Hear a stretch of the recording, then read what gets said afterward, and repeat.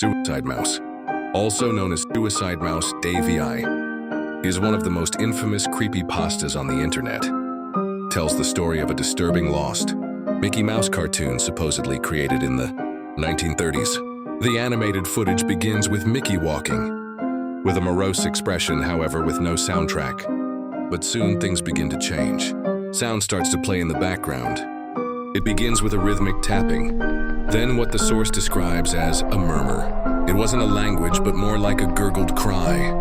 As the volume and intensity of the murmur increases gradually, the background begins to shift in surreal and irrational ways, bending and twisting into a nightmare landscape, and then Mickey's expression begins to morph into an obscene sneer.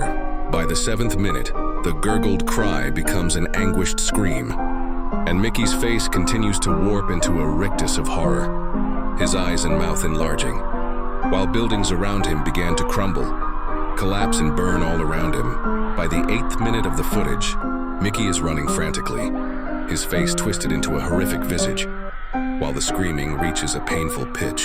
The reel then cuts to the large, smiling Mickey logo typically shown at the beginning and end of Disney's vintage one-reel cartoons. And finally, by the end of the video, there's a text on Russian, language that God knows what it says.